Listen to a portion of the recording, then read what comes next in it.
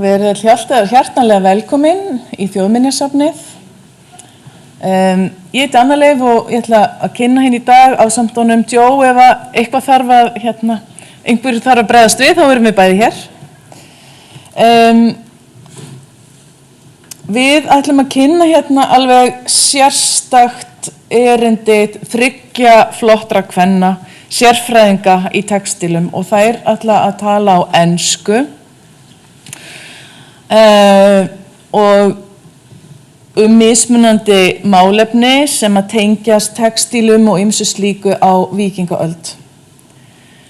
Og þær eru komnar hingað sérstaklega til þess að meðal annars til þess að rannsaka textíla á Þjóðminjasafninu og voru svo vænar að bjóðast til þess að tala og segja okkur frá þeirra rannsóknum. Og fyrst ætlar Eva Andersson Strand að tala, þá mun Charlotte Rimstad tala og að lokum Ulla Mannering. Og við gerum ráð fyrir cirka hálftíma á hverja þeirra, half an hour for each. Og eftir 2 þá ætlum við að taka smá svona teygjupásu og bjóða upp á kaffi og kleinur frammi á kaffihúsi. So after 2 of the speakers we will take a short break for 10 minutes. For coffee and some treat.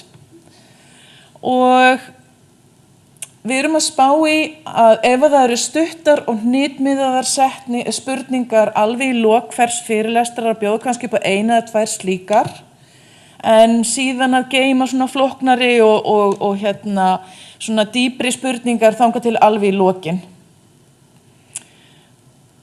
Og þá ætla ég bara að bjóða þig velkomna. Eva Andersson Strand, gjörðu svo vel.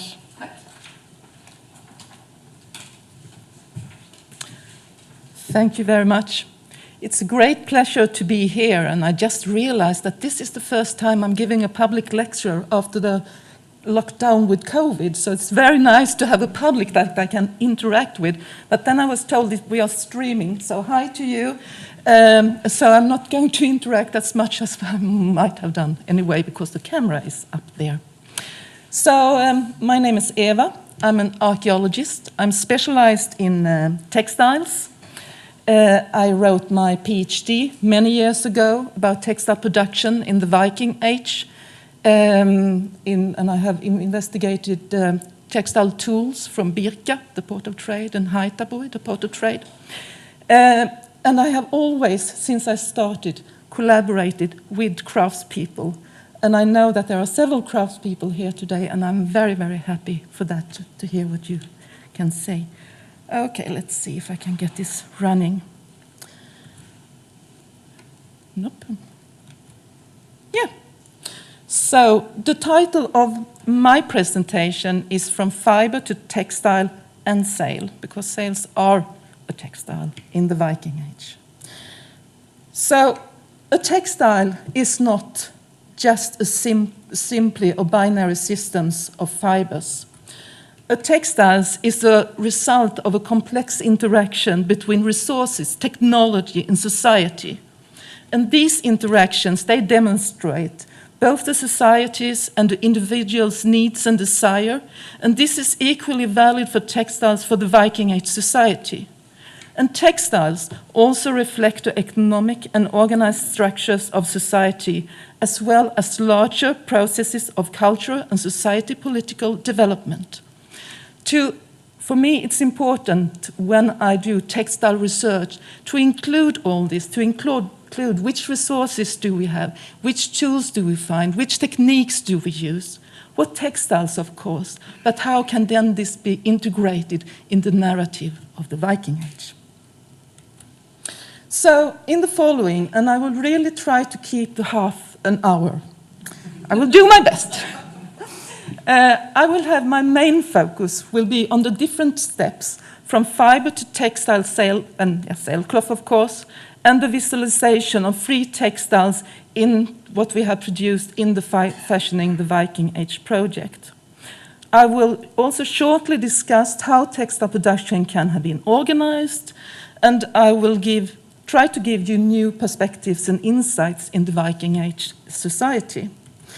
I will speak a lot about Birka and Hedeby, and you can see on the map you have Birka is the Viking Age town or port of trade, depending on which terminology. Up in the mid-Sweden, that is the A, and Hedeby is the former Danish Viking Age town. But what do we have, actually, what do we have preserved from the Viking Age? Well, we do have a lot of fragments. Just in Birka, from 1,500 burials, we have 4,800 textiles, but they are just minor. They are just small, small fragments.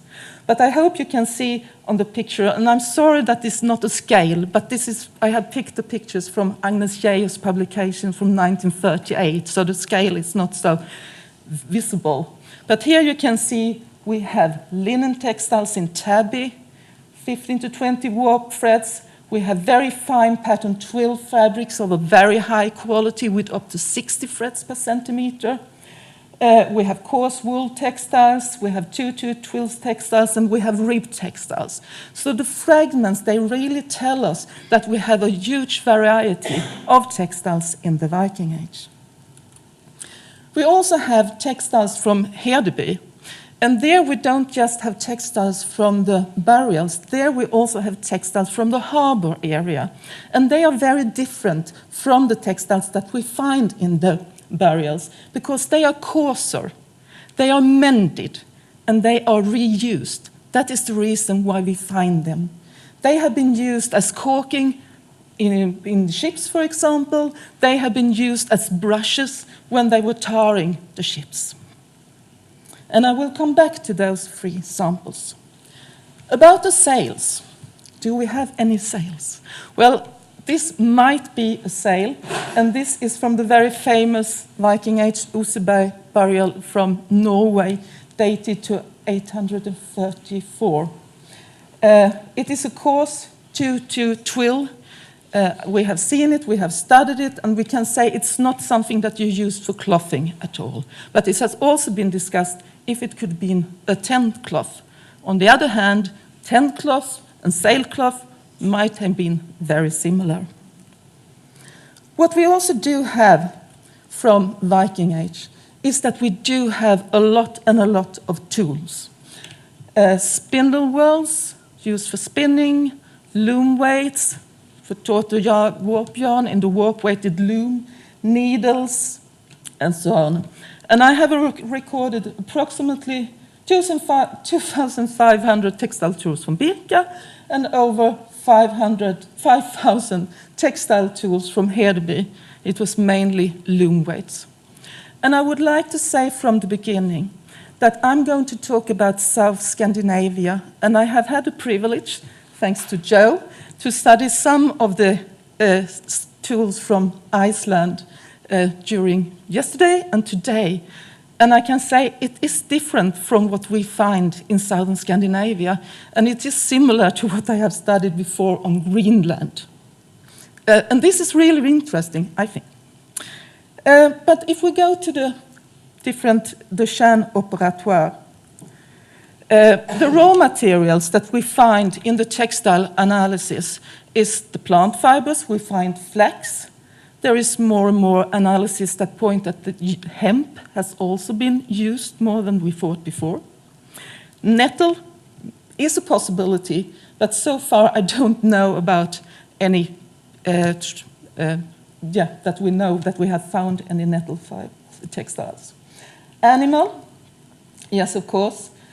Sheep, maybe they could have used horse. They have used the horse here at least. Goat, and maybe also dog.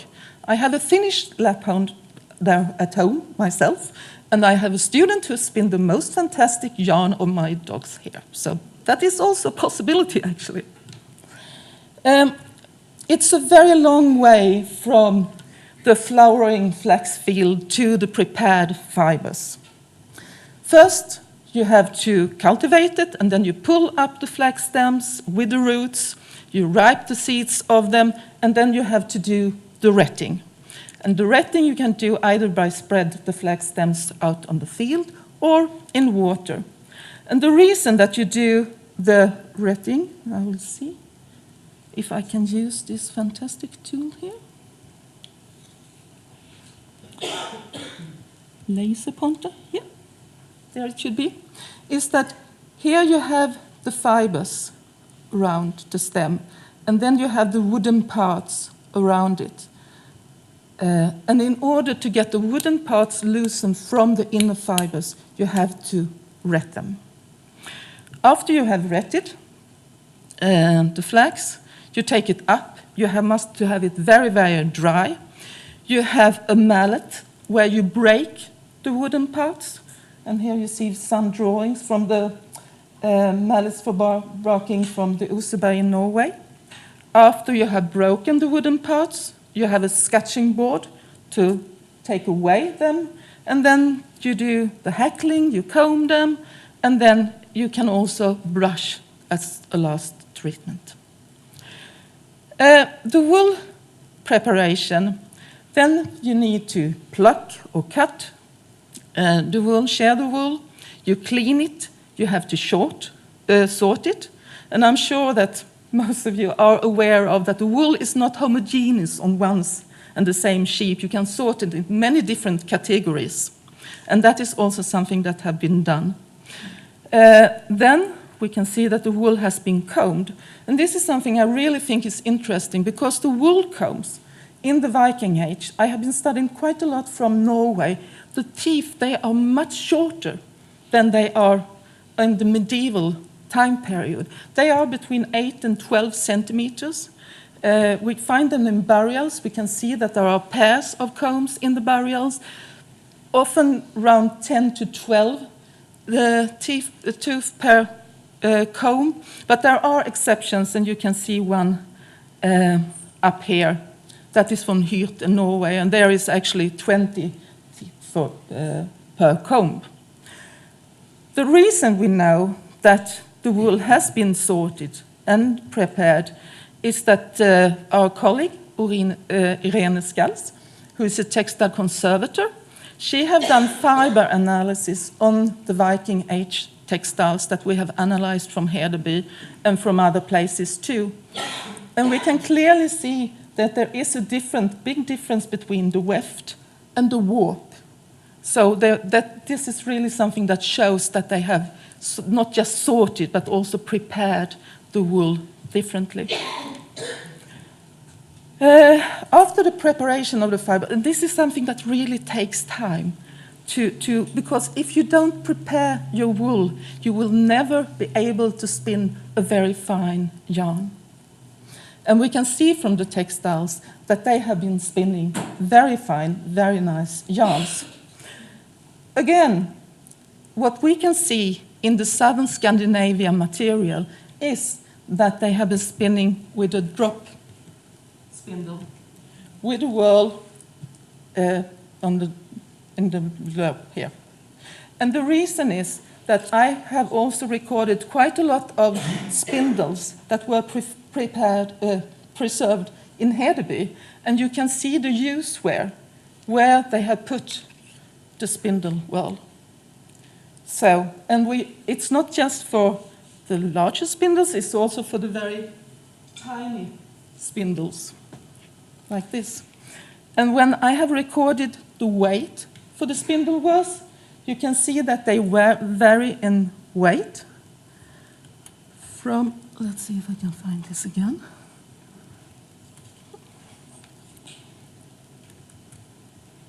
From just 5 grams, like this, and up to 40, 45, and some spindle wheels that are even heavier. And I can also say, now I've just started to look at some of the Icelandic spindle wheels, but I can say that the hole for the spindle is actually much bigger on the ones that I have seen so far. And also, this is something that I also noted when I studied materials from Greenland. So the spindle must have been thicker than the one that we find in southern Scandinavia. Yeah. And we have done some tests many years ago. We spun with 4 different spindle wheels weighing 5, 10, 20, and 30 gram. And we spun 2 different wool types to see how much the size of the spindle affected the yarn. And the conclusion is that when we spun with a very light spindle, the yarn was much, much thinner than when we spun with a heavier spindle that became much coarser. And I have actually brought some samples from this experiment that you can have a closer look to afterwards. But here you can see what we got from ice. 5, 10, 20, and 30 gram.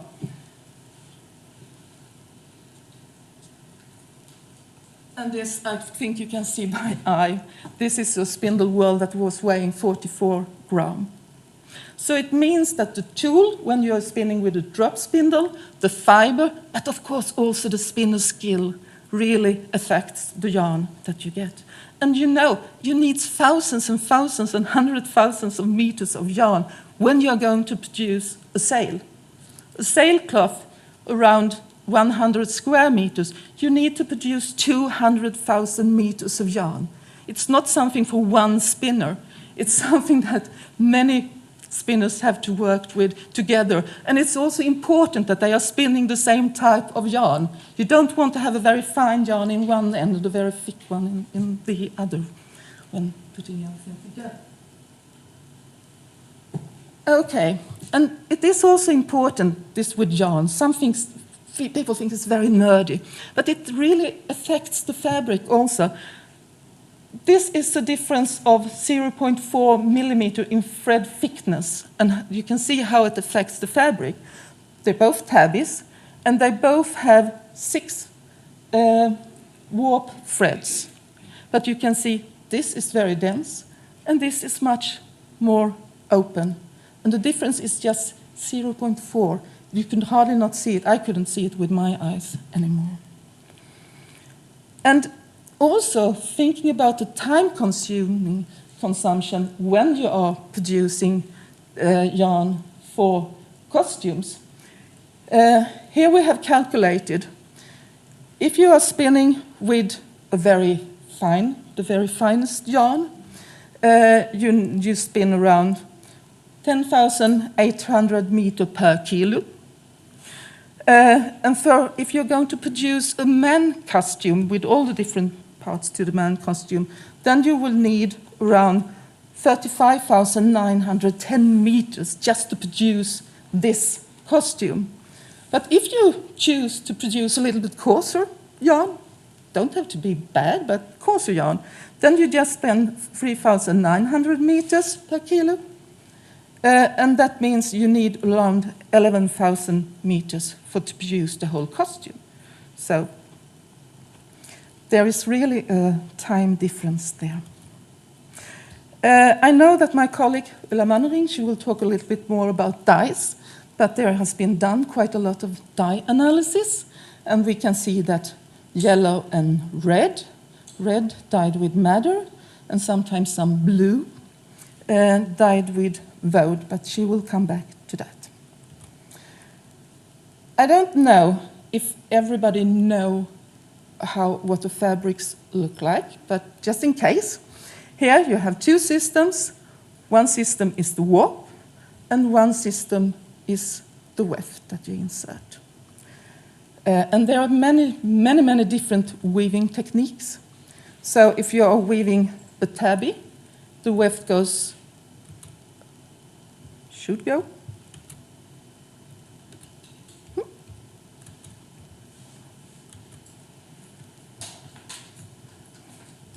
Okay, let's see. Go here. Yeah, there we go.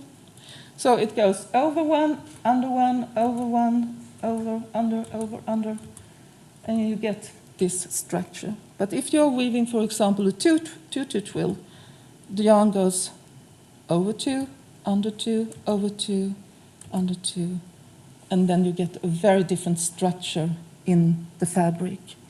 And we know that there is a great variation, as I showed you with the textiles from Beka, in how the varied twill techniques. The loom that they have been using in the Viking Age is foremost the warp-weighted loom. And we have recorded the parts of the looms from the farm beneath the sand that is dated to the 13th century AD. And it's very similar to the looms you find on the Ferry Island and that Martha Hoffmann also, in her fantastic book, The Warp-Weighted Loom, recorded. The loom weights in southern Scandinavia, they are all more or less all made of clay, but in different sizes. They have this torus-shaped, donut shape in southern Scandinavia. In other parts of the world, you can find loom weights that have other shapes. But in Viking Age Scandinavia, this is the most common loom weight that we find. And it's very, very rare that we find them together. It's all mostly just fragments that we find in the houses and in pits and so on. But sometimes we are lucky and we can find a row. And you can see they are all same size and they are very, very tight together. And I do have recorded also the loom weights from Hedeby. I have checked the thickness and the weight. And you can see there is also a variation from very light, thin loom weights to quite heavy, thicker loom weights. And we have done a test at the Center for Textile Research that shows that with the heavy loom weights, you produce the coarser fabrics. And with the light loom weights, you use them when you're producing the finer. So if we conclude the tool analysis from the Viking Age, they really demonstrate a varied production of different types of textiles that we can see. In the Fashion in the Viking Age project, the first part of it, we discussed textile production and we used what we call experimental archaeology. We wanted to demonstrate the visual and the tactical differences in the textiles. So the craftspeople, in this case Ida Demant, who is both an archaeologist but also a trained weaver, she produced 3 samples of different qualities of textiles using copies of tools and techniques from the Viking Age. So what you see here is all copies of Viking Age tools that we had made. And we chose those 3 textiles that we had been analyzing in Hedeby. Here you have a weft-faced tabby, quite dense, 15 to 9 threads per centimeter, set in the warp and S in the weft. Inga Hägg, who have done the analysis, she have interpreted this as a part of a dress. The other is considered by Inga to be a part of a stocking. It's a 2-2 twill, a little bit coarser, with 12 to 8 threads per centimeter, also S-set spun. And the last, the sample 3, is a variation of diamond twill. It's not really a diamond twill. There are many different twill techniques in it when Ida studied it more on, and Charlotte. It has 15 to 11 threads per centimeter. It's also S-set S-spun. And it's interpreted by Inga Hägg as a pair of trousers. So what we have done is that we have done detailed analysis of the fibers to try to find a wool that is similar to the original. And that turned out to be much harder than you can think. You really learn that wool is not just wool. And Ida visited many sheep farmers before we found a wool that we could use for experiment. Then she was combing the wool with the aid of the wool combs. She was spinning on the spindles. And what was so good is that she had all those tools that we had reconstructed. So she could really spin, choose the tool she wanted. In one case, she was spinning and she was not happy with the thread because we tried to compare with the original all the time. She was not happy. She said, I need to take something else. So she took a spindle that was weighing 2 grams less than the first one, and then she was happy. And then she could produce the thread. So this that you find spindle whorls of different sizes really makes sense. And she had the possibility to choose also. She spun all the thousands of meters of yarn that was needed, and then it was set up on the warp-weighted loom with loom weights that we also reconstructed from Hedeby. And we reconstructed 3 sizes, 200, 400, and 600 gram. So she could choose the loom weights she wanted. And those are the results. They are the 3 finished samples, and you actually also have them in front of you here. So you are very welcome in the break and afterwards to come down and see what they feel like, because this is what we wanted to give the visual and tactile feeling for Viking Age textiles. But what about textiles for sails and for sailing? I asked the question in one of my work, how much textiles were necessary and used on a ship similar to the Danish larder ship, and what was their value? The larder ship is from a burial in Fyn, in Denmark, and it's supposed to have 32 oarsmen. So I was thinking, can we calculate this? Can we see the value of the textiles for this ship? How much did they need? So clothes for travels on sea, I think maybe, I don't travel so often at sea, but what we could read is at least that you need a cloak, a big blanket that has been quite huge. You need a jacket, you need trousers, a long-sleeved wool tunic, and then some extra, some spare cloth, under tunics, and then puttees and a cap and gloves and socks. So you need quite a substantial amount of textiles when you're traveling. And then also in leather and skin, you also need something when it's wet. For example, that you could have a set of sea clothes, including your jacket and trousers and a rain cap, shoes and boots, and maybe also a sleeping bag.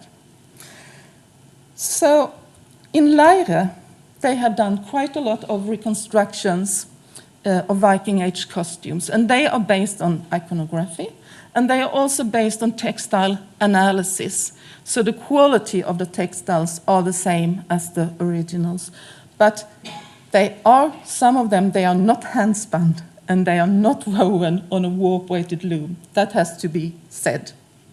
But when we calculate how much cloth you need for a full costume, that means that 30.5 square meters of cloth just to produce a costume. Or if you then try to convert it to L, the early Icelandic L, that is 49 point something that I don't remember, then that means that you have 61 square L's for each travels. And then I tried to, because we know that 1 unit of vadmal cost 1 eire. And can I have some help?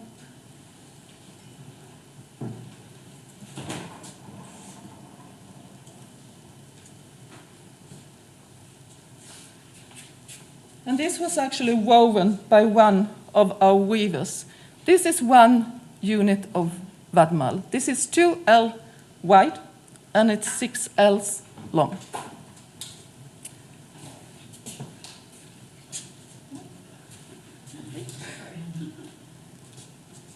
Here we go.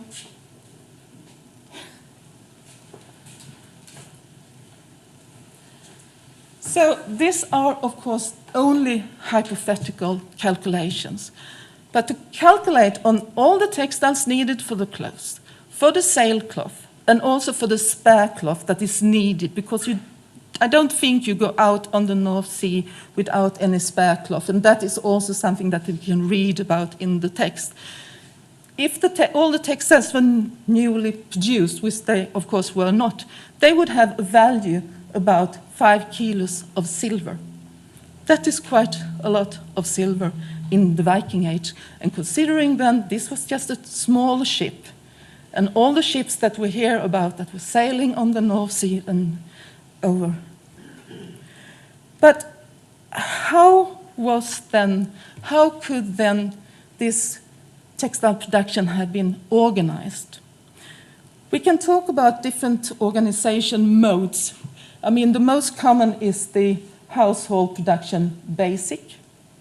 That is something that covers the household's own needs. And you need a general knowledge and skill. You have raw materials that are commonly accessible, and you do not work full-time. You work a lot, but not full-time. You can also have a household industry. You can have where you produce beyond the producer's own needs. You could also have this for general knowledge and skills. But you need a surplus of raw material, but still not working full-time. And then you can also have a household industry, putting out system that is also beyond the producer's need, that you need general skills, but then there is someone coming to you saying, can you produce this for me? So this is something that we can discuss also in the Viking Age. And these are the modes that I would suggest that also the sailcloth was produced. I don't think they didn't produce, each farm did not make one ship. They didn't build one ship, and I don't think that they either produced one sail. They went together in the farms, and it could be organized in those different organization modes. But to discuss like that, it also opens up for so many new questions. So coming back to this, how much land was needed to produce all the sailcloth that was used and needed? There is one calculation done by Erik Andersson, who is the sail expert at the Roskilde Viking Ship Museum.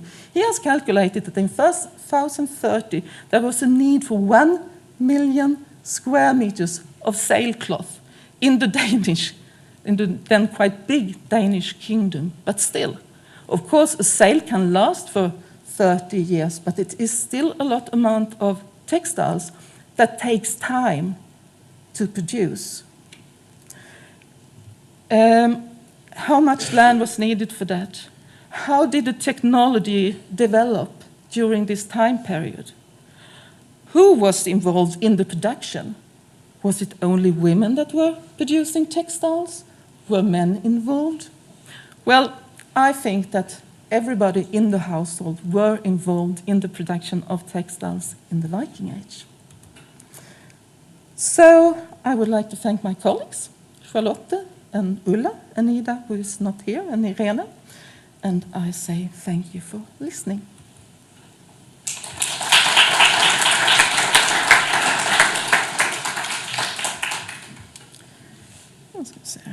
Thank you, Eva. Do you have any short questions now, or do you want to wait with them?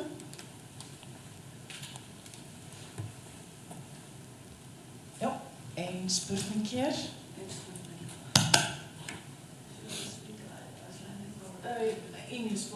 Yes, please. It's just an observation that I made. You mentioned the dyeing plants that were used, Yeah. but you did not mention lichens. No. Now is the observation that I made. We have lichen-dyed textiles in Scandinavia, in Norway. Yeah. We have lichen-dyed textiles in Greenland, Yeah. but we don't find it in Iceland. No, that's it. I have no explanation, but it's just an observation that I made, and maybe they are still hiding in themselves that we have not analyzed, or maybe the tradition for some reason just was not continued here, but then for some other reason it was continued in Greenland.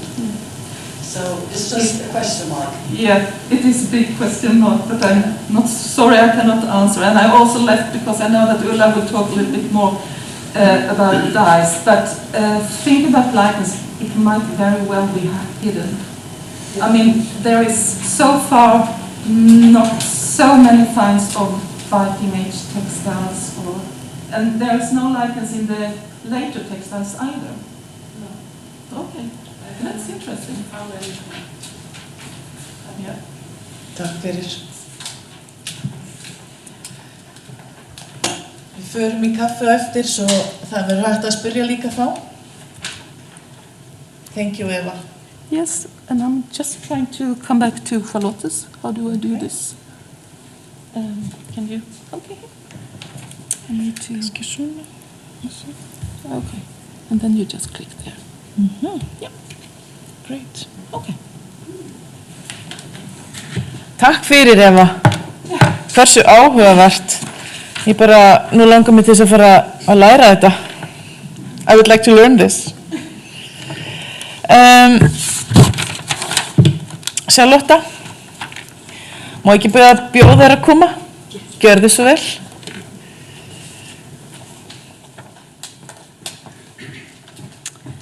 Thank you so much for having us today. We're very pleased to be here. And thank you to Eva for explaining us about all the textiles. Now for this next presentation we shall move on to something a little bit different, and then Ulla will return to the textiles afterwards. But I shall talk to you today about some of the bedding equipments in Scandinavian Viking Age burials that we have. And my background is that I'm also an archaeologist and specialized in Viking Age textiles and also textiles from the early modern period. But in this project, of course, I only work with Viking Age. So I'm taking my starting point here today in two burials that we have been working with in our project from Bjerringhøj and Hvilehøj, they're called, and I'll return to those in a minute. But as we know, people can be buried in many different ways. And we see that in archaeology all through time, that you can be buried in burial tombs or in a ship or in a prone position, or you can be embalmed, or there are many, many different options. But what seems to be quite universal through time is this connection between sleep and death, that you would often bury your dead ones in a position that could remind us of the way people slept. And we see that way through back to the Mesolithic period. We have this burial from Vedbæk in Denmark, dating back to around 5000 BC, where we have this little child buried on a swan wing next to the mother, supposedly. We also find in the Danish Bronze Age graves, we have here the Skrydstrup woman buried with a blanket on, supposedly how you could also have slept in the Bronze Age.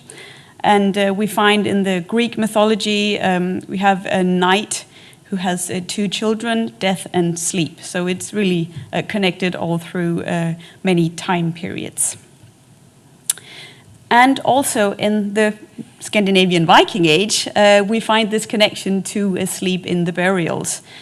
Because in many graves, or that is relatively many, we find remains of feathers and down, as well as plant materials. And so the question is, what and why? What are they doing here in the burials, and what can they tell us about how people slept in this period? So these two graves, as I said, the Bjerringhøj and the Hvilehøj burials, both dated to the 10th century, so the 900s. You can see where they are situated here on the map. And the Bjerringhøj burial, dated to 970 AD, is a chamber burial under a mound, and it's a male grave. Unfortunately, it was unprofessionally excavated in 1868, where some farmers needed to move some soil, and they took the soil from this burial mound and discovered this Viking Age burial and just started to rip out the finds, unfortunately. But the National Museum was contacted, and they sent out a man who tried to go out to the farms and literally just recollect everything and try to make sense of what had happened. So unfortunately, we don't really know where all of these wonderful finds were situated in the grave, but at least we're happy that they survived. The most famous find is this axe. It's called the Mammen axe because the Bjerghøj burial is also known as the Mammen burial. I don't know if you've heard about it, but this axe is very famous with silver inlay and also giving name to the Mammen style. And there were many other grave finds, also a huge candle of wax, as you can see here, and then some beautiful textiles that Ulla shall return to in the next presentation. But what was also found was 20 lumps of feathers or down. And considering this a very rough excavation method, you could say it's quite amazing that these lumps have survived through time. But we do have at the National Museum now today these 20 lumps. And as I said, we don't really know where they were situated in the grave, but there are still some hints, because this large one still has imprints of a bone inside. So we actually know that these feathers were situated underneath the body. It was something that you slept on or was put on as a dead person. And altogether, these lumps weigh around 1,800 grams, and it's a little bit difficult to know, was that a lot or maybe not at this time period. Today, a modern duvet would weigh around 600 to 800 grams, so in that comparison it's quite a lot. But if we go back some centuries to the 17th or 18th or maybe even 19th century, you would have these duvets weighing around 2,500 grams just per square meter, so they were quite heavy. But at least we imagine that there would have been enough feathers in this grave to carry one adult person, which is also what we have of bones. So in this grave, there was also remnants of what could be a leather cushion. We have this sealed glass plate with feathers and leather on top and at the bottom. So it's some kind of leather containing feathers. It could be a leather cushion, but we haven't done that many analysis of this yet. What we do know is that there was a pillow in the grave, or at least we have this pillow case. And you have to imagine the construction being a long piece of wool tabby, that was folded like this. So you have a seam here, which was probably the back seam. And then at the top and at the bottom, there was added these drop-shaped gussets. So if you look at the pillow in profile, it would go like this. It would be shallow in the middle and then bigger in the ends. So quite an interesting construction. And the seams were covered by these stitches, raised fishbone stitches in red. The pillow itself was dyed blue. So it's a blue pillow with these red stitches, which were probably used both as a decoration but also as a reinforcement of the seams. And now the drawing looks very schematical, and where you can really see the stitches, but as you can see on the photograph, that it's actually hard to see what the threads are doing in this little seam. It looks almost more like a braid. And this is also known from other finds. For instance, the Sutton Hoo grave, we also have this cover of the seams. The Skjoldeham find as well. So it's quite widely used in the Viking Age. So the question is, what was filled inside this pillow? Because we do have all these lumps of feathers, but there doesn't seem to be one single feather preserved inside the pillow. And that is really strange, because feathers and down are really known to stick to textiles, but we can't find a single one inside. So I went exploring with my microscope, and I found this little tiny fiber, and I thought, okay, maybe it was a plant fiber, some sort, that was filled inside this pillow. And I took this little sample to macrofossil analysis, but it turned out to be mold, unfortunately. But it could still be some kind of a plant fiber that's been inside the pillow. We don't know, simply because it's been cleaned too well after the excavation. But plant material in graves is not unheard of.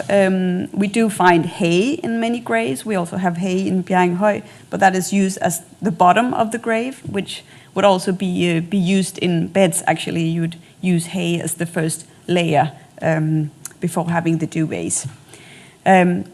From earlier graves, we know the use of common cattail. It's called dunhammer in Danish, which produces these kind of also woolly-like fibers.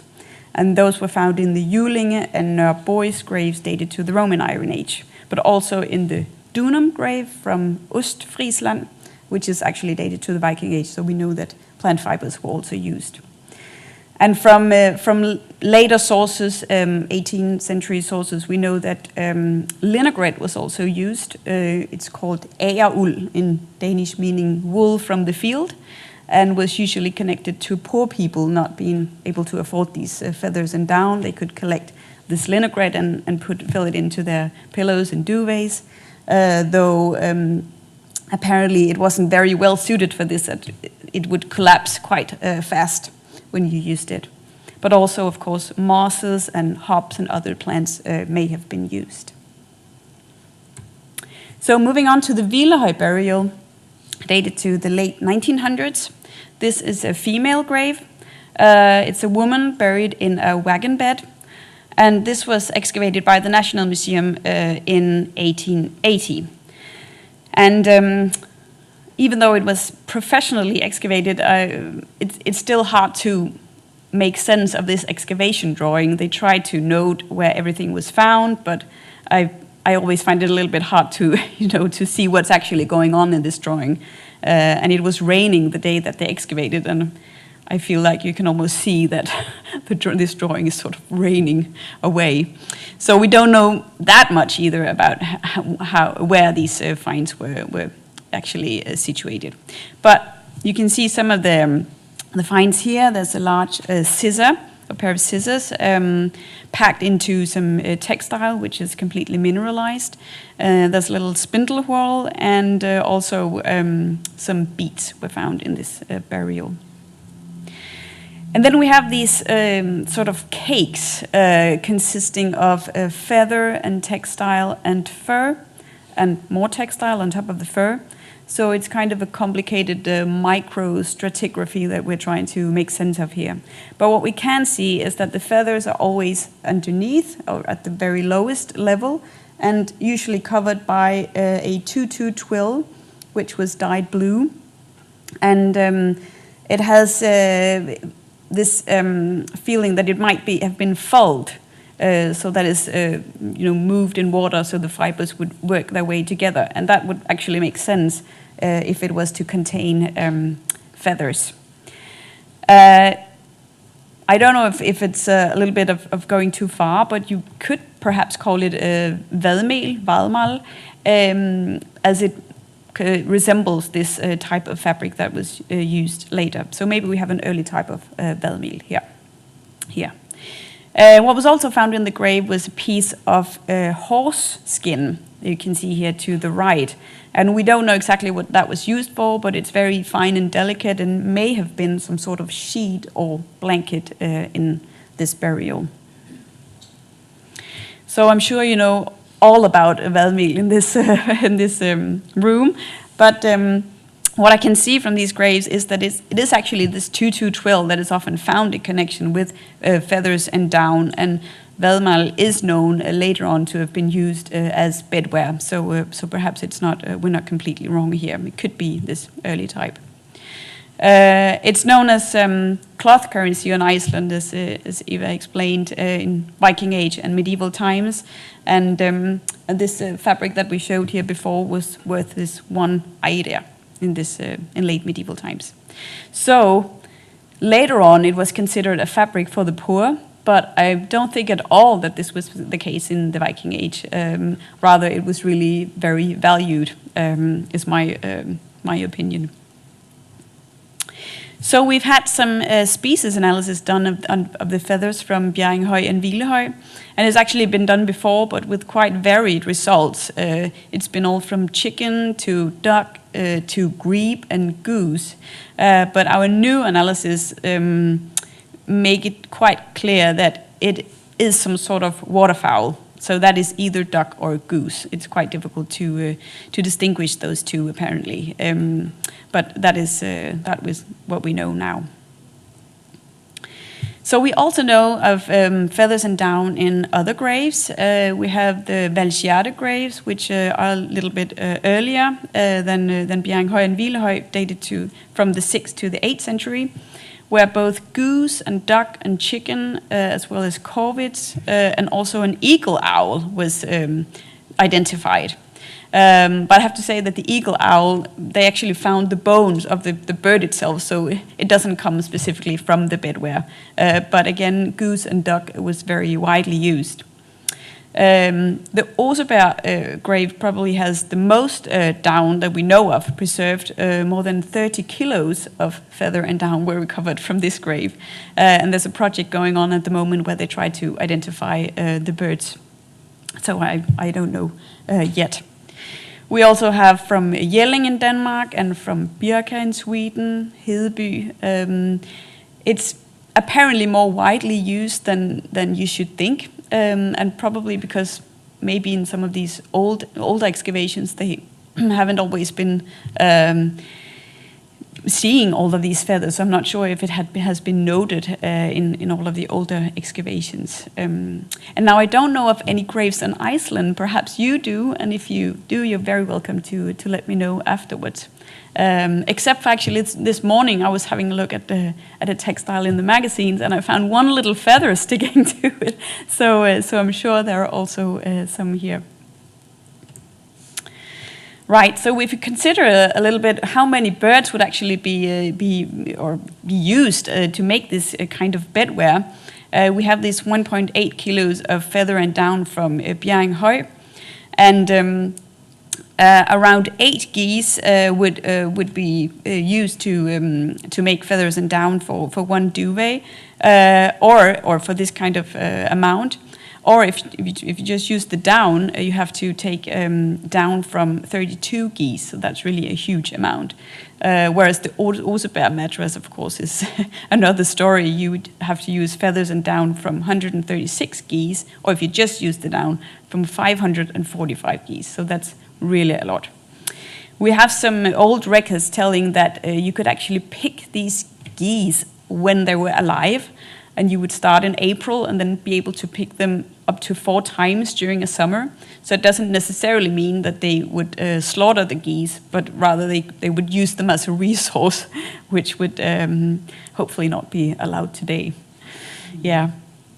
But what we can see from these graves is that you sleep on feathers, or you put the feathers at the bottom of the grave and then the body on top, which supposedly reflect the way you could have slept in the Viking Age. You do not cover yourselves with them, which is the case today, and that didn't appear until the 1500s. So it was used quite differently than what we do today. And of course, you would use all parts of the birds, not just the feathers or the down. You can see here there's a little drawing from Kelby Kirke on Møn, which is dated to, the drawing is dated to 1500s, and she's got this fire fan in her hand, where you use the larger feathers that you could not put into bedware, but everything on the bird could of course be eaten or used. There was also some superstition, at least in later times, as to which birds you would use. For instance, chicken feathers were not very well seen of, as apparently you would think that a chicken had this disturbing feather, and if you slept on chicken feathers, you could not really fall that much or sleep very well. And and you could not die on a mattress filled with chicken feather either. You simply couldn't find your rest. So there must have been some sort of superstition as well when you chose the bird feathers. So where did people sleep in the Viking Age? We do not know very much about this, but we do have some finds of freestanding beds. For instance, this bed from the Oseberg burial and also from the Gokstad burial in Norway. And they are interpreted as beds for traveling, where they could be dismantled and then assembled again, but it's really hard to say. And these are just some of the beds. There were really many more remains in the same graves. And they're quite short, at least the Oseberg bed is quite short, which might reflect that people were perhaps sitting or half sitting, at least when they were sleeping. That's something you also know from later times, that there would be a lot of pillows at the back, and you would sort of sit in a half or sleep in a half sitting position. So maybe that is why it's so short. Of course, people weren't that tall either as we are today, but that could be an explanation. So what do the Icelandic sagas say about this topic? There's quite a lot of citations that we could take a look at, and I brought some of them here. For instance, the saga of Eric the Red saying, a high seat was made ready for her with cushions for her to sit on. They should be filled with chicken feathers. So perhaps chicken feathers were not as badly seen in the Viking Age as in later times. We also have this one from Laxdølerne. Thorsten then went home and was very sad. He went into the living room, sat down and asked to have a pillow underneath his head, and it happened. The waitress saw that his tears ran onto the pillow. So it's just mentioning of these items, pillows and cushions. And also this one from the saga of Gisli the outlaw. He took out all the bedding textiles from the bed and said to Gisli that he should lay down in the straws, and then he put all the bedding textile on top of him again. So you really get this idea of the bed being built up by different elements, first the straw and then different kinds of duvets that you would sleep on, and then perhaps you were covered with a blanket. Right, so these were just some words on Viking Age bedding, but thank you so much for your attention.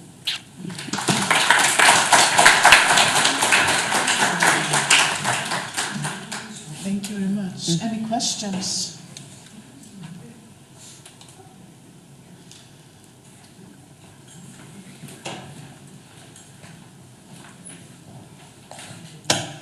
I noticed that you didn't mention any eider down. No. Which is very, Yes. obviously the best material. So is that not common in Scandinavia? Only until later times, no, not until later times. Birgitta Berglund has made a huge study on eiderdown, and that was, as you mentioned, really used a lot, but not so much in the Viking Age, and especially not in the Danish context. We can't find any. We haven't found any down, and only very, very few bones. But in the Norwegian material, I think it's not until later. Again, but it is mainly something that was used in Norway and perhaps Sweden. But yeah, we can't see it in the Danish material yet.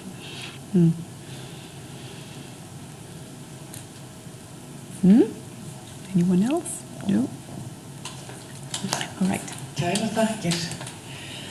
Ég held að við tökum þá, klukkan bara akkurat 1 og við tökum svona 10 mínútna pásu, 10 minutes break. Og við förum það fram í kaffihús og þar sem kaffið býður og svo komum við aftur hingað inn.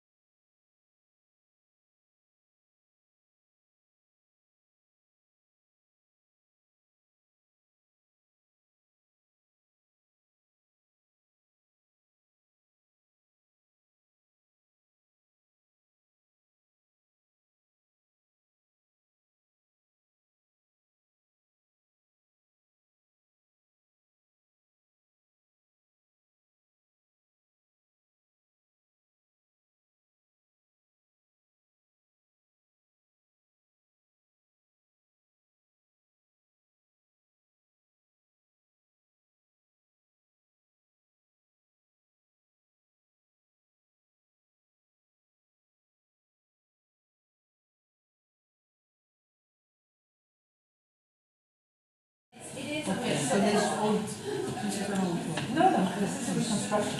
Yes. It's very, very It's made in Denmark. So you can buy it? No, we have a special. Yes. For us. Because we really need them to be exact. Yes. Yes. So you use it. Yes, we use it.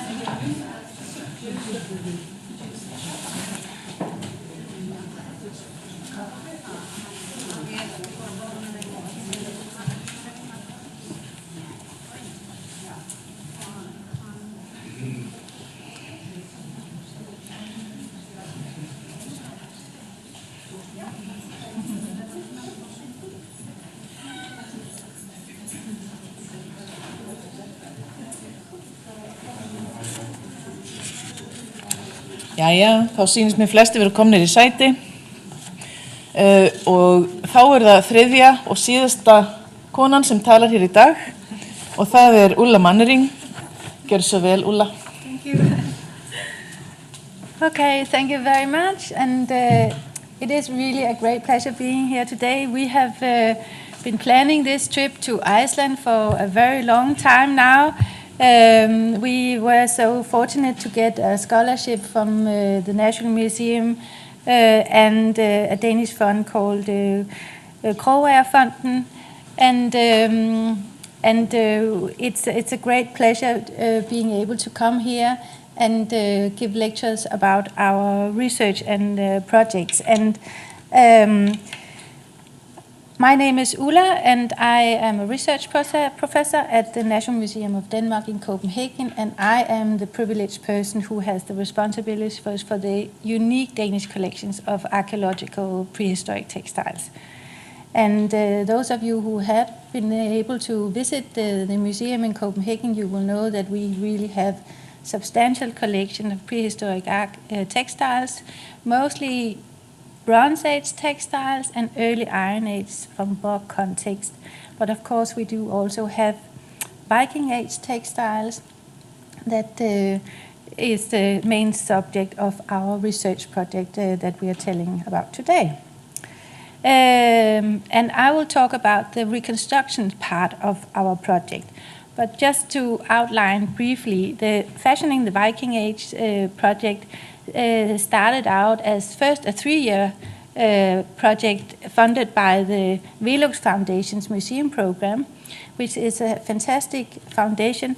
You know, probably the Velux windows, and they have their research foundation. And this museum program is specifically designed to make research programs which have a strong outreach perspective to it. So we started in September 2018, and due to both the COVID and also Charlotte bringing an extra world citizens into the world, so we have prolonged our project, and we plan to finish in the beginning of 2023. The project is based at the National Museum, and it's a very strong collaboration between Center for Textile Research, of course, as leader, Eva as the leader, director of the Center for Textile Research, and then Ida Deman at Land of Legends in Lejre, which has a very, very long experience in experimental archaeology. So we are the 4 persons that designed this project, but of course, even though we are basically archaeologists, but Ida also being a craftsperson, it has been very important for us also to, of course, include other participants. And here I show you the list of the people that actually ended up being part of our project. And I had never thought from the beginning that we would need to include so many specialists, but it just again exemplifies that textile research and textile craft is a very, very varied craft, and in order to complete all the different textile parts that are included in the 2 outfits, we really needed to consult a lot of different craftspeople from both Denmark but also abroad. So we have participants from many different European countries. And I must admit, I am so thankful that there still are skilled craftspeople out there in the landscapes that we as professionals can have these, can discuss with, and of course also that are able to make the reconstructions, because as Eva and Charlotte and I, we are not craftspeople. We can tell how they should be, but we actually need skilled people in order to make real reconstructions. So the purpose of the project is that it is an outreach-based project, but the key is that it should be based on new research results. And we have had the aim to create this new knowledge about Viking Age textiles and clothing. And we have done this for the first time by reconstructing both textile tools that we have been creating the textiles. And also, of course, we decided that it was not enough just to have samples of it. We actually also wanted to make a whole 2 new outfits of a male and a female clothing. And this is really important for us, not just for us to learn about all the techniques, but it's really important for people to see what these textiles look like and feel. So the tactility of the textile world is really very important in this project. So we designed the project in 3 different parts. So the part 1 is about the Viking Age textile production, which Eva has already introduced to you, from where we have all these tools and the 3 textile samples. And then the Viking Age male and female clothing part, where we of course could not be exactly as accurate, because now, when, as Eva also explained, that there are so many textiles and so much work included in it, so we had to cut corners, so we could not be exactly as accurate and detailed in these constructions as in the first part. So here we have of course been able to use reconstructions in a slightly lesser details. And we finished that part also this last winter. And now, for when we started up here in February, again we are working with the last part, which is called Viking Age Clothing Catalog, where we will put together different sources of how we think it's the best way to use the archaeological sources for garment reconstructions for the Viking Age period. We know that it's, as museum people, we know that it's really difficult to get access to photos, and lots of material is not really well published. And so people, they use whatever data they can get. But here we hope to present sort of a layout of how you could, in a more sort of contextual way, put together things that matches each other, so that you are aware of the chronology and the context of the different finds that you use in your reconstructions. But as I said, the project part 2, the Viking Age male and female clothing, we made these, our aim was to make these 2 complete outfits. And they are based on the 2 graves that Charlotte already mentioned to, the Bjerringhøj and the Hvilehøj grave. And I will not talk so much into detail about the graves, but it's important to stress that these are high status graves. But even though, I mean, some of you may know this as the Mammen grave, but the mound itself is called Bjerringhøj, and that's why we call it Bjerringhøj. It is well known, and it is also published, the textiles from this grave in the book from 1986. But we found out when we started this project that the textiles was actually very briefly mentioned, that there still was a lot to do with the analysis, and that's the part that we bring into this project, the new analysis of course, of all the textiles that also then, of course, gives us new ways of interpreting the costumes. But Bjerringhøj is a very rich mail burial, what is so special about it from a textile perspective is, of course, the nice textiles, and especially a lot of silk textiles in this grave. And here we have this strange problem that we have something which is really well preserved, but really difficult to interpret. So a lot of these objects, we have actually no clue what they were used for. And we just have to give our best results and interpretation to this, but they are not, I will say there is not a uniform and one way of using all of these different textiles in a costume. So but we have tried the best for our reconstruction to use all of these textiles in a logical way. And especially we decided, based on what we know in general about male outfits, that we would have needed a linen tunic for the inside, and then we would make a tunic for the outside. And that's well known that often they use these 2 layers of tunics. We decided to make a belt and trousers for the male, and then we made a kaftan or a cloak in fur. And then there's these silk cuffs that you saw that are so well preserved that there are no discussion about them. So in the Bjerringhøj grave, there are no traces of any linen textiles. So the linen tunic is our invention. And so are there are no traces of anything that could be related to leather boots or like that. But so that is also our invention, to give the person boots. And that we made that because our costumes are designed for specific persons and meant to be worn. So, I mean, we needed footwear and to make the costumes comfortable for the models to wear. We have used, for the tunic, we have used this wool textile.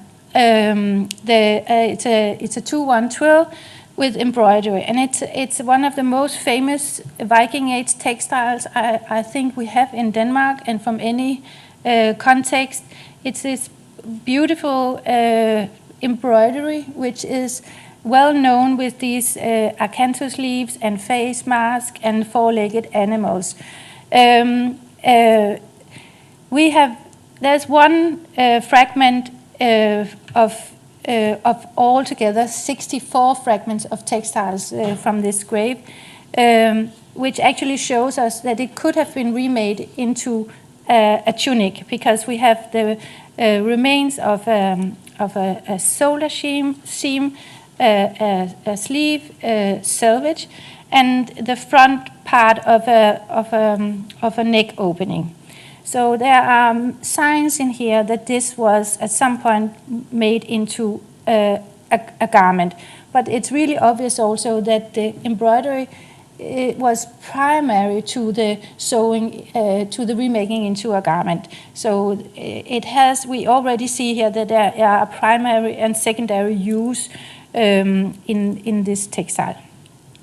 So we decided what kind of patterning should this textile be, and we have, of course, for inspiration, different fully preserved tunics like the Kragelund fund or the Moselund, and you can see here this is a style with a lot of gauze and cut-ups in the middle of the front and back parts of the bodies.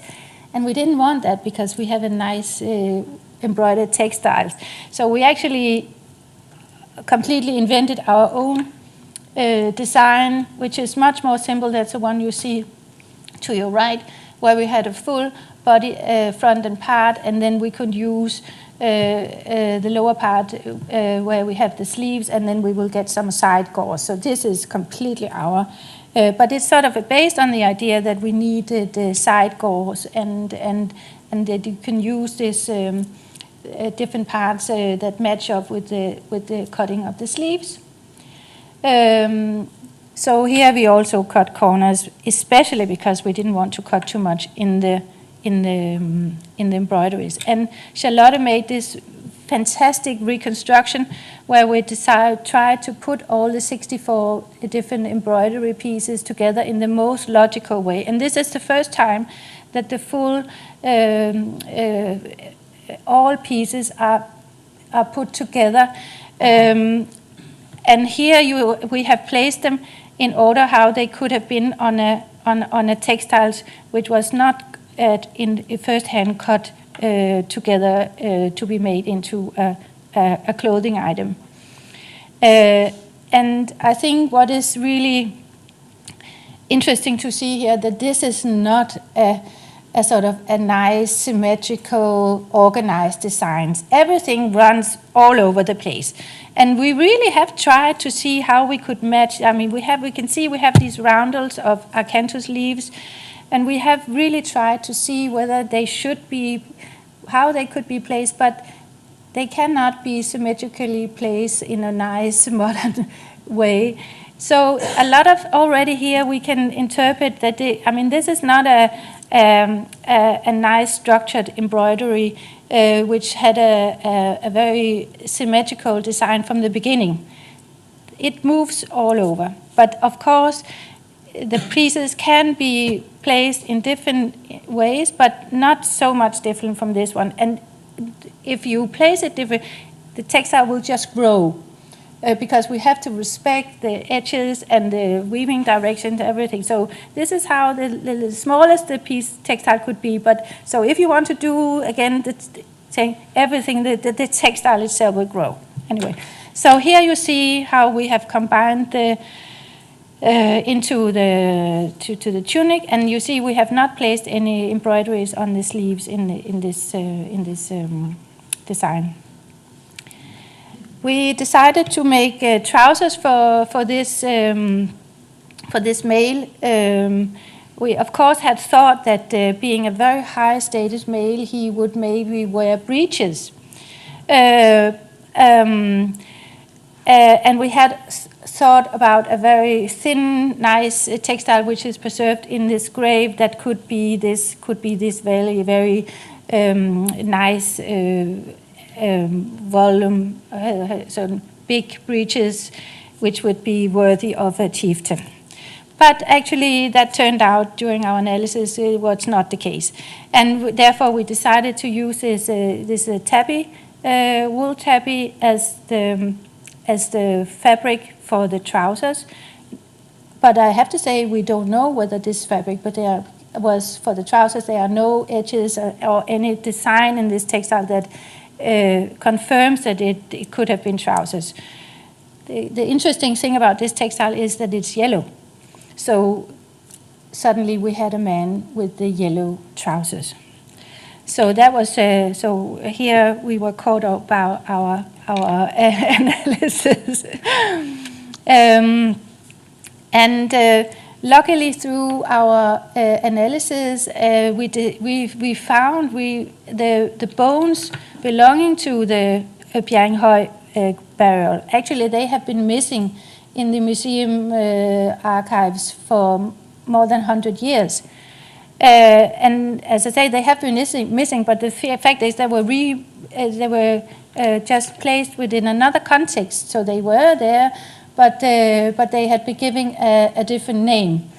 But because we looked into other Viking Age contexts, we relocated the bones, and we are absolutely certain that these belongs to the Bjerringhøj. We published that data in Antiquity last year.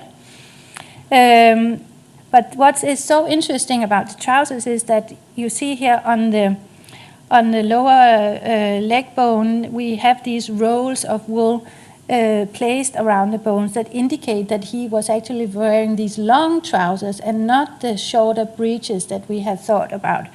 So this guy was actually wearing long trousers, and they were ending in wool rolls, very similar to all of the other textiles, which have these funny padded parts, just like the wrist cuffs or these rouleaus that you see in the middle of the picture. And we decided here to use these rouleaus as decorations for the lower part of the legs, and we also found completely new unrecorded tablet woven bands connected to these wool rolls. So we know that there were probably a kind of decoration very similar to the wrist cuffs around the lower part of the legs.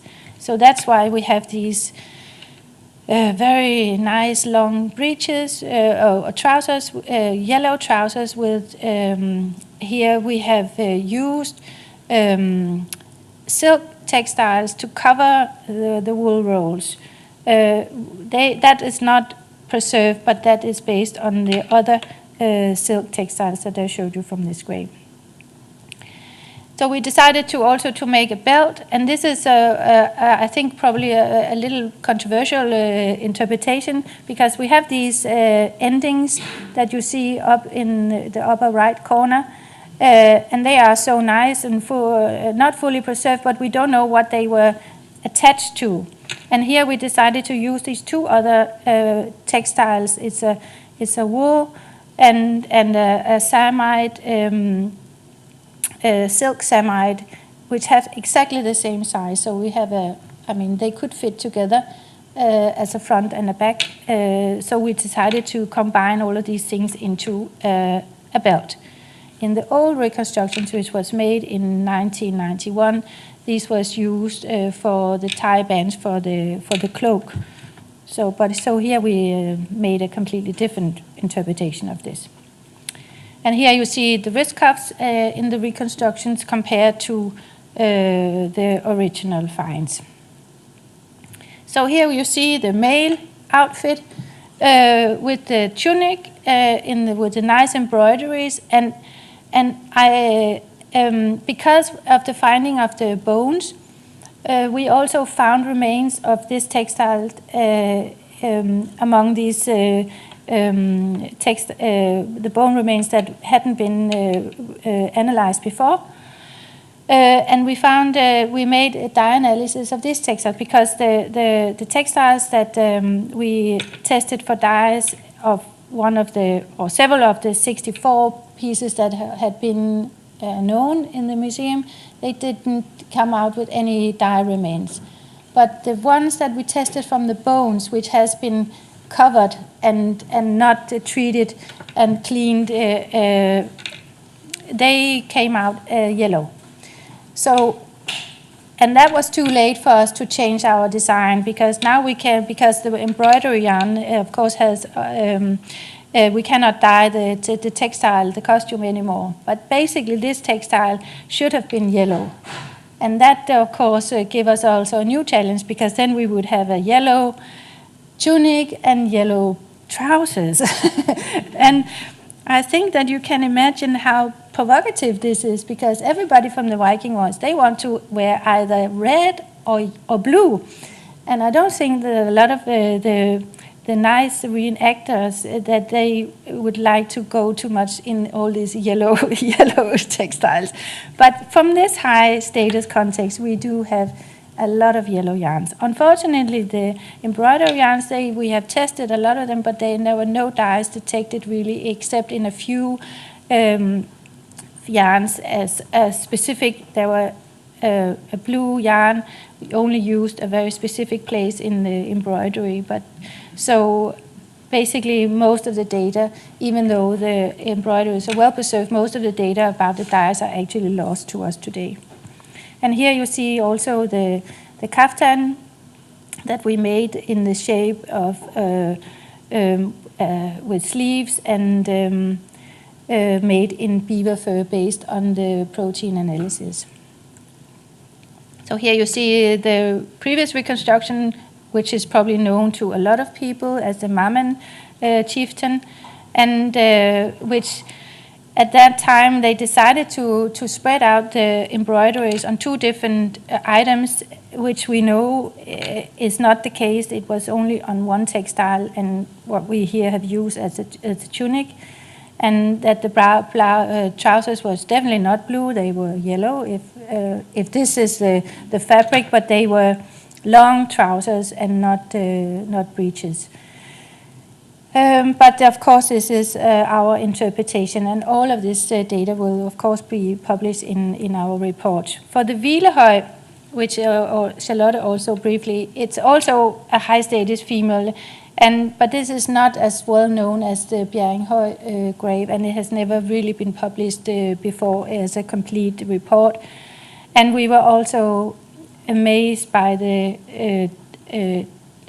different textiles preserved, but there are not quite as many in the male as in the Bjerringhøj grave.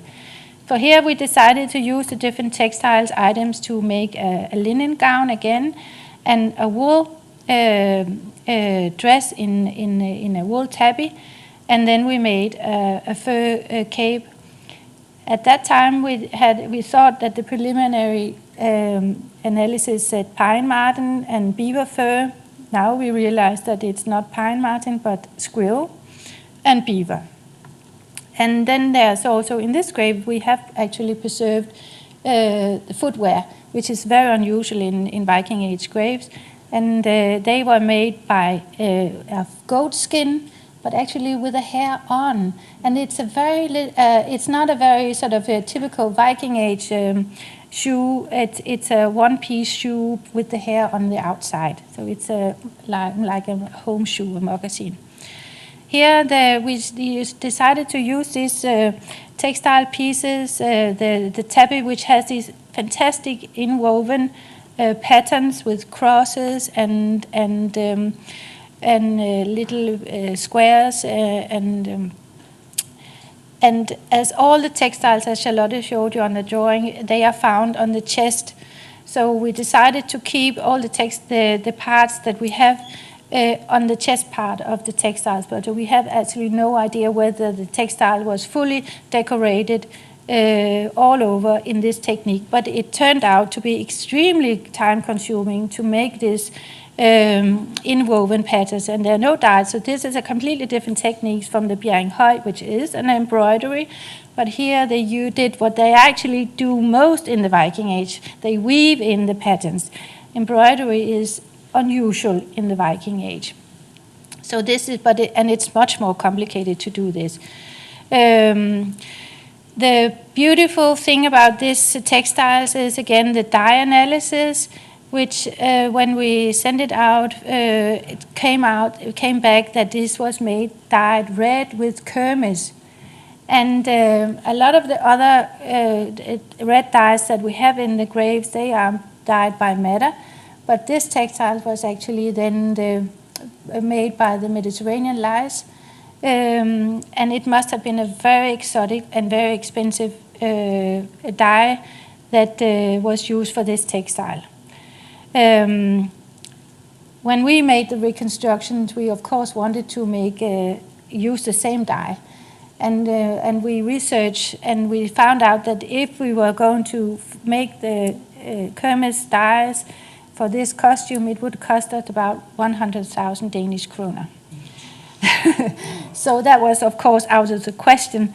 But it also, so even today, it's a super luxurious, but it's also, so it may also have been that in the Viking Age period, it's the first kermes dyed wool textiles. We do have finds of kermes dyed silk textiles, but they are probably not made in a local context. So this is here a sign of, again, Vikings traveling abroad probably and returning with exotic goods like this dye stuff.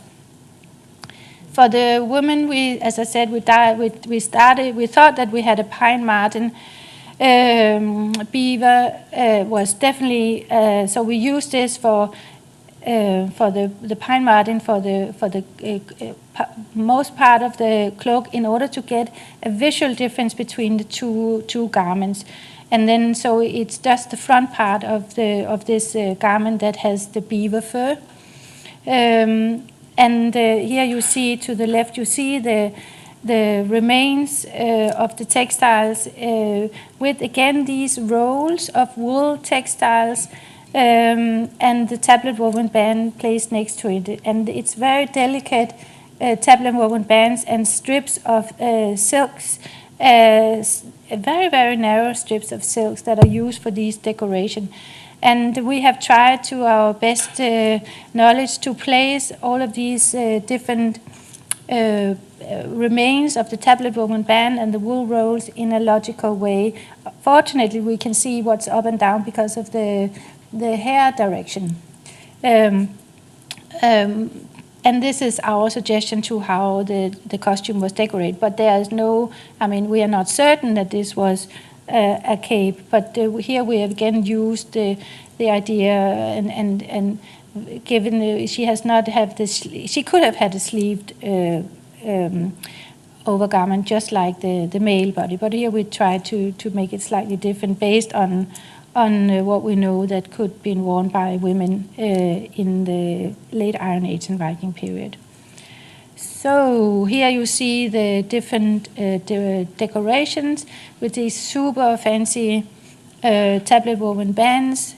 And again, this wonderful combination of the blue, silver and gold threads and this purple 3-1 twill band, and then the madder dyed silks, which again is completely different aesthetics than what we would think of and what would please the modern eye. So I think in the Vikings you can say the more the merrier. Whatever we got, we use. And here you see the shoes in the reconstruction and the original finds, and we found out that we actually had both parts of both shoes with still a little toe inside one of the shoes. And we had this wonderful Norwegian shoemaker to make the shoes, and we had this very competent leather expert, Teresa Emmerich Camper, to make all these nice, both to tan the different leather objects and fur objects. So everything is handmade, hand sewn, hand tanned, and it's really, I mean, when you have these things in your hand, I'm sorry we cannot bring all this, but you will see that these are exquisite and really, really beautiful objects. And there's no doubt that these were very, very high style and very expensive objects in the Viking period. So here you see the finished female outfit with the dress and the cape. So Eva said, what have we learned? I should talk about what we learned. So the three of us, or the four of us, we have learned a lot because we thought that this would just be, we have a lot of knowledge, and then of course we should transform that into physical products. And I must admit that I had never tried anything of this before, and I have so much respect for all of these craft knowledge and skilled people that had been devotedly working together with us in order to achieve this that the textiles and the costumes actually became physical. And we have always, as archaeologists, we have always worked with the analysis and the data and everything, but actually to have to work and say, okay, we should transform it into something, because that has been a completely different experience, and we have really learned a lot in this experience, and I would hope that all archaeologists would get this opportunity. But I also say we were fortunate to have a lot of funding for this project, because when we now finish, we would actually like to start all over again, because there were so many decisions and things that now we know even better, and we should do it again. And that's the unfortunate thing, that often these reconstructions, they are so expensive to make that they will stand for very long. The other I showed you is more than 30 years ago since that was made.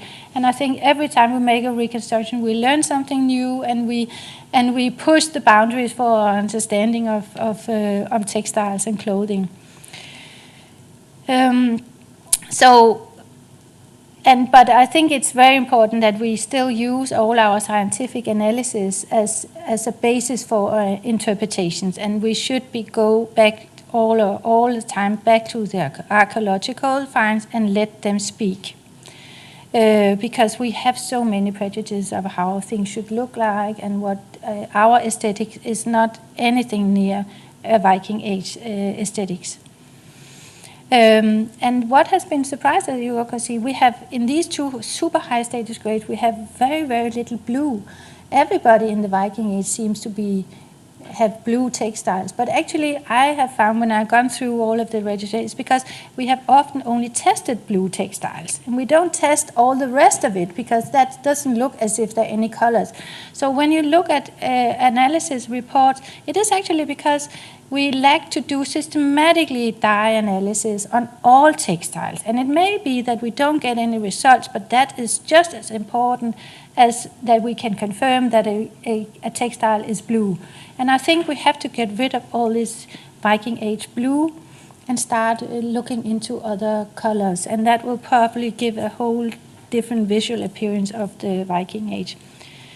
And then there's one other thing which is very important to say, as Eva has also mentioned, the high twist of the yarns gives a very different touch to Viking Age textiles. So we do have to start using hand-spun yarns when we make really nice reconstructions, because all our fabrics, our modern fabrics, they are simply too shaggy. They are too soft. You will never get a nice Viking Age experience if you use all of these soft textiles. We are in the modern world, we love softness, but that was not part of Viking Age textiles. They were meant to last for many, many years, maybe several generations, and that's not very convenient if you have a very soft spun yarn. You would need a hard spun yarn which lasts for a very long time, so that they can be used and reused for generations. And that we have found that is one of the key things to get the right visual appearance of Viking Age textiles. That is the hard spun yarn. They may not be so nice to wear, but I don't think that the Vikings mattered. And then there's this last thing, I think, which I will then end my talk at, that even in high status grade, we see secondary use, and that's also a very important thing, that not even because it's high status, they don't have just one life. Textiles have many lives that we have to consider in every context. And that's also something we've discussed already, and I think I enjoy to see a lot of the textile here in the Icelandic collections, that because you've actually been very good at collecting textiles that has a life story, not just the nice and the prettiest pieces, but also the pieces that tells us the life story of the clothing and the different textile productions. So, yes, as I said, we will now go on with the part 3. We write articles, we make books, we are on Instagram, and of course we enjoy coming out making presentations and teachings at the universities. Then the outfits that I showed you are on display at the National Museum in the moment at the Viking Age exhibition called The Raid. They will be on display until 2024, so you have plenty of time to go to Copenhagen to see the costumes. And after that, we hope to be able to travel around with them, and they so they will have another life. It may not be that they. I hope that they would be used, and what is very important for us, that people can actually come out and touch these things. And that is why, so I will finish here, but that is why we have made this sample book. And this, you are the first audience. I'm sorry, because now I move over here. You are the first audience to see our sample, because it was finished on Friday. And we had long talks about how all our samples should be presented. And and so here I have, even though I cannot have the costumes with me, I have all the samples from the different parts that we have reconstructed, so you can touch, and we can discuss every details. I hope that you will now that I finish my presentation, you will come up and look at Eva's things. And I think I will move up to the table up there, and there I will put the sample book, and then you are so very welcome to come and touch, because I think that is one of the key things. We should start touching the Viking Age, not just looking. Thank you. Thank you very much, Ola.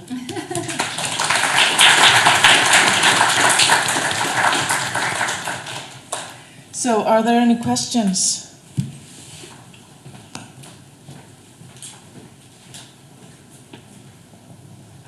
What material did they use to get the red or blue color?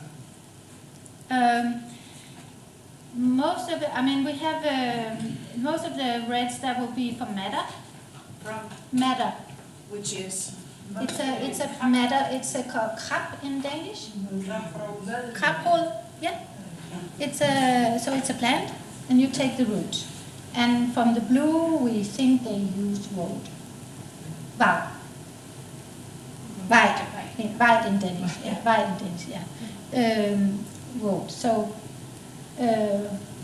these are probably the options. But when we do the analysis, we only get the chemical compound, not the. And sometimes we can see by the chemical that this is madder, but like the blue indigotin is not. I mean, that also is the same chemical compound as the indigo plant. But we think it's probably. I mean, this must be not the indigo, but the local possibilities. But we cannot say anything about unless it's well preserved, how intense the colors was.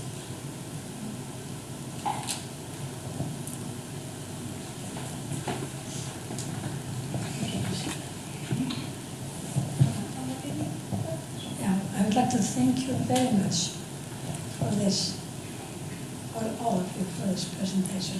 Very impressive.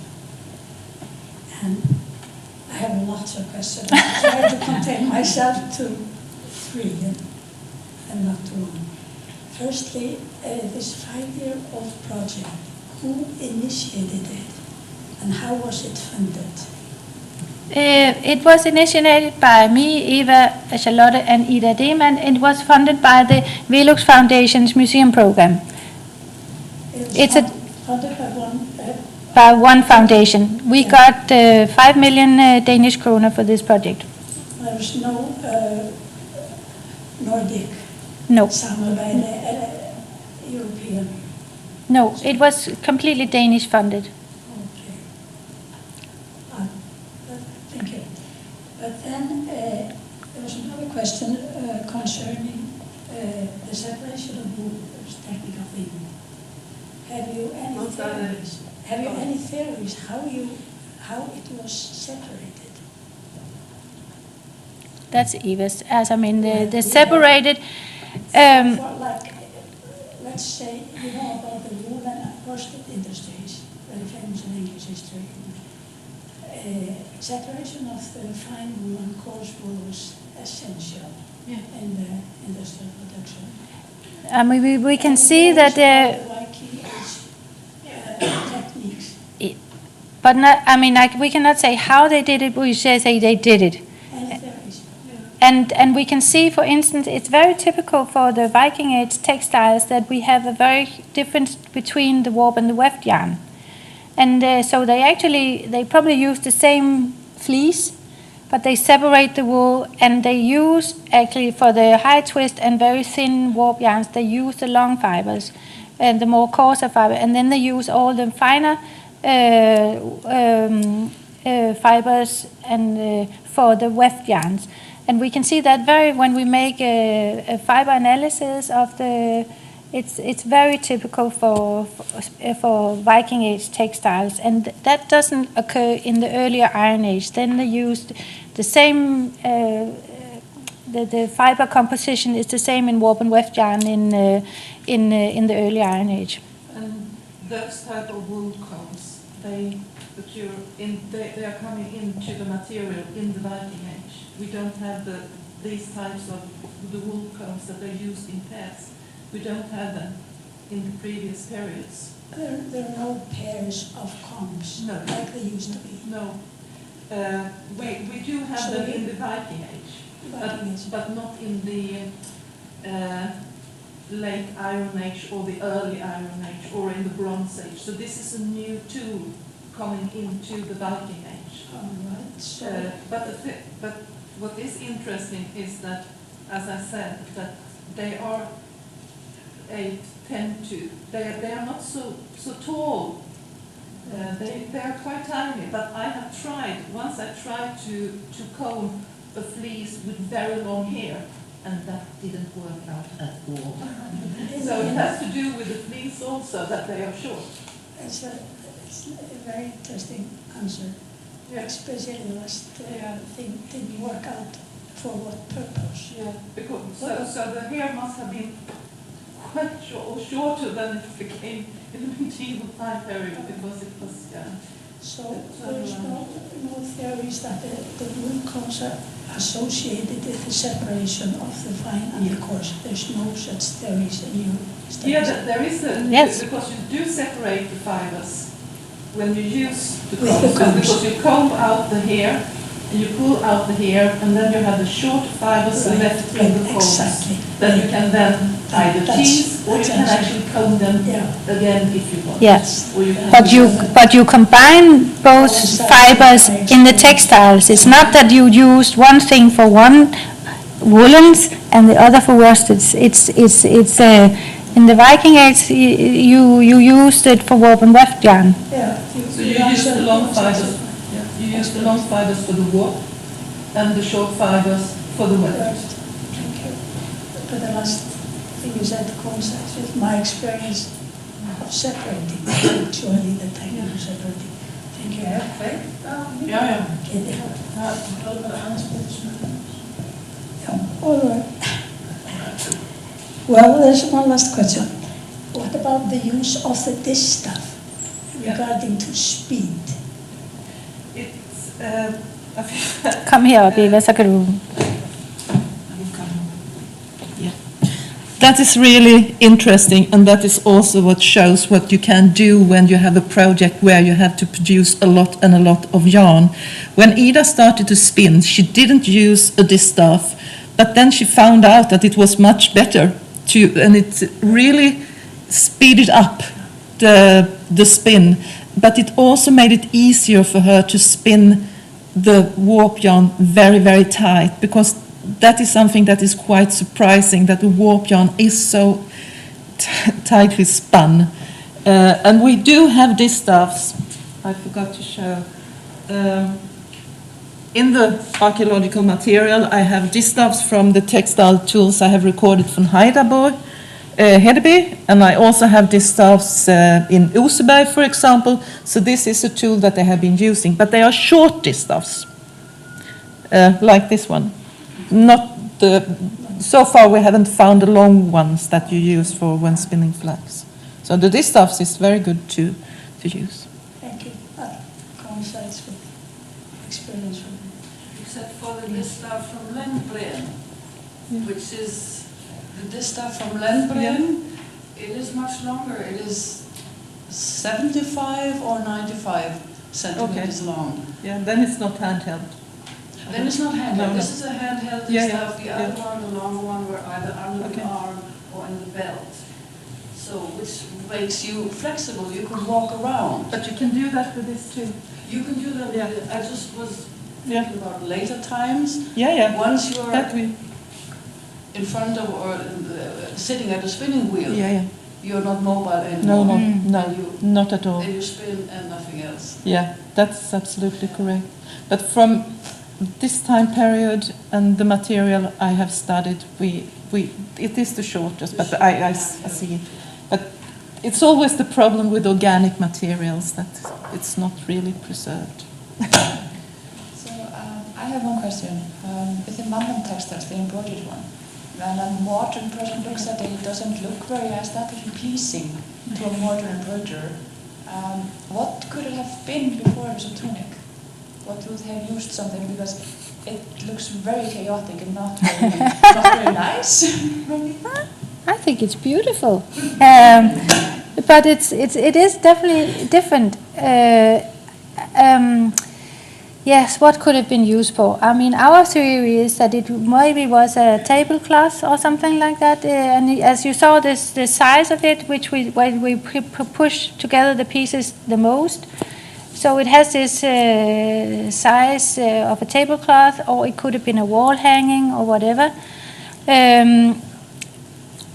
We don't know. But there are no doubt that it was at some point remade into a garment which has a neck opening. But the things that puzzled us was that we also found this textile at the feet. So it could be that it was not even a fully functional textile that was, or garment, that it was just with the neck opening and covering all parts. So for a grave attire, I don't know. That's a more the archaeological interpretations and everything. Here we use it as a full costume. We have been working with the embroideries and the designs, and there are many. And it's really interesting that the designs, I hadn't so much time to talk about all of this, but they are something which is very, very Nordic and Viking Age inspired, as the mask, face mask and everything. And we have found this wolf that bites into the acanthus leaf. That was not recognized before, that there's actually these wolf's heads that bites into the acanthus leaves. It was previously identified as a bird, but it's definitely not a bird. So also in the iconography, it's really strange, and they are full body animals, and they are just heads of animals. Some animals are large, some are small. We have these four-legged, which are probably the ones which is the best known, the lions, which stands as a pair in front of a tree, which is a very sort of a completely different iconography. Could have inspiration in Nordic jewelry, but of course comes from a completely probably more Christian context. And then we have this leopard, which is cut apart so where does the leopard come from? It's really a very fantastic world appearing on this textile, which doesn't have one solution to where it was, who constructed this, because it's and again, I also want to stress that embroidery is really the only embroidery we have. And we've been looking for other comparisons, and if we have embroidery in Viking Age context, then they are silk embroidery, they are not wool embroideries. So this may actually, we should not think that everybody in the Viking Age went around with embroideries on their costumes. This is really a technique which is quite foreign in their textile production mode. They rather prefer to do all decorations as woven in patterns. This is the technique they used, and also how they make their tapestry. We have a problem here because we have used this gray, which has something very unusual and unique, and as I say, don't do this at home. But that's of course difficult to explain to everybody. But I don't think that we should consider embroidery as an important part of Viking Age decoration in clothing. Long. Sorry. I would so much like to come up now. If I can go up to this table up there, and you could come to Eva. I would like to thank you all. Just to close this, for the sake of the online event. Yes. And Joe, viltu koma og hjálpa mér? Because we want to thank you all for your kindness towards us. And so we chose a book for you, which is about the work with loom. Thank you. Yes, Kljásteinsvefstaðurinn. Thank you very much. Thank you very much. And thank you very much for your presentation. Yeah. So we hope to continue this discussion. If you Yeah. want. Yeah. Og þá slítum við í rauninni, og slítum við viðburðinum á netinu og heldum áfram að spjalla.